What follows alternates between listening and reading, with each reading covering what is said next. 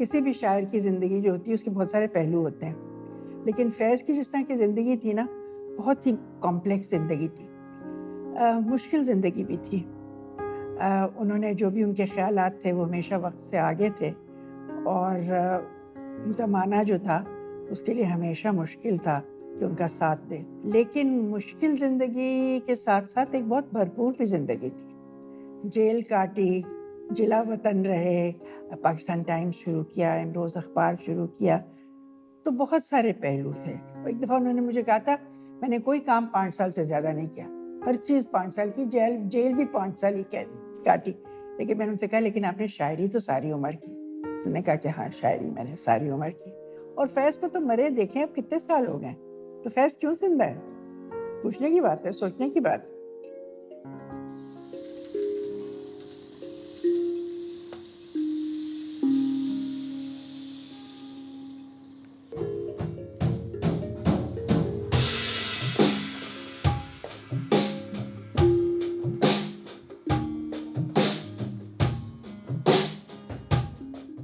I think we're going into the field too early on. फिर वो otherwise it seems like वही चीज चली जा रही है.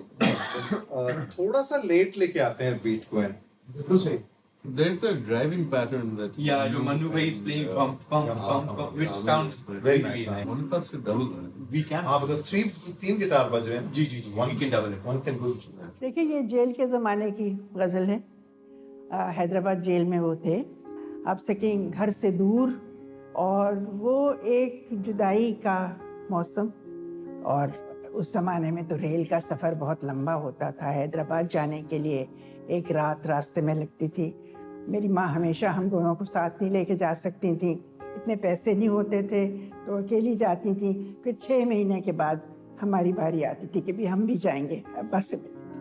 सो मेरे ख्याल में वो पूरा समा जो है वो आपको मिलता है, लेकिन साथ ही साथ शायर जो है वो अपना दिल बहलाता भी है।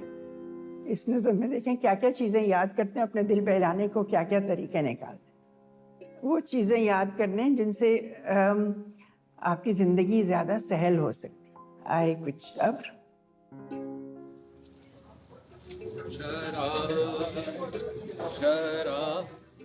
It's a classic. I grew up listening to it. खूबसूरत बात यही है कि इसके 3-4 वर्जन हैं जो कि बेसिकली खान साहब, मेहदी हसन खान साहब ने गाए हैं। वो तीनों कुछ अलग हैं और इतने खूबसूरत हैं कि वो इंसान दंग रह जाता है कि कितनी मेहनत करते थे वो लोग। उसके बाद जो पहला कोरस रिपीट होता है ना, उस पे सिर्फ आए कुछ अब्र पे छोड़ते हैं, शराब पे नहीं जाते। सेकंड टाइम और थर्ड टाइम मैं पूरा गा रहा हूँ, पहली दफ़ा मैं सिर्फ आए कुछ अब्र गा रहा हूँ। ठीक है, वर्क्स? बिल्कुल वर्क्स। ठीक, जहाँ पे वो कहते हैं कि कर रहा था गमे जहाँ का हिसाब, आज तुम याद बेहिसाब आए। तो वो अपने पैथोस के बारे में बात की उन्होंने कहा कि मेरे गम के हिसाब में सबसे ज़्यादा याद आने वाले इंसान तुम थे। मुझे ये बड़ा रिलेटेबल इसलिए लगा, इसमें एक वर्स है जहाँ पे वो कहते हैं कि इस तरह अपनी खामोशी गूंजी गोया हर सिमत से जवाब आए। और जब मेरी सारी स्ट्रगल का वक्त था, मेरे पे जब क्रिटिसिज्म होता था, सब लोग जब करते थे और ये वो, तो मैं अकेला था और मेरे पास जवाब सिर्फ एक खामोशी थी। और वो खामोशी इतनी हावी हुई, इतनी भारी हुई कि मुझे हर तरफ से एक दिन जवाब आना शुरू हुए। गोया हर सिमत से जवाब आए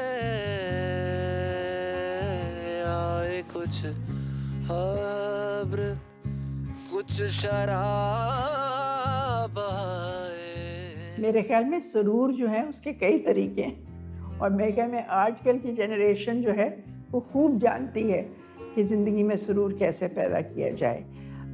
शायर जब शराब की बात करता है तो कोई और किसी और चीज़ की, और वो सुरूर जो है वो चाहे मौसीकी हो चाहे कोई चीज़ हो, आपकी जो शख्स जो दिलदादा हैं, आपकी महबूब की आँखों में वो सुरूर है जिससे ज़िंदगी जो है आसान हो सकती है।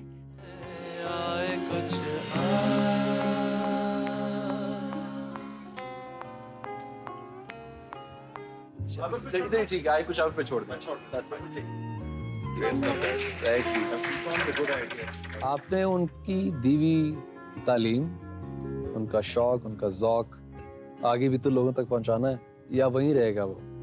वहीं रह गया तो कोई उससे मुस्तफीद नहीं होगा। इस तरह अपने खामोशी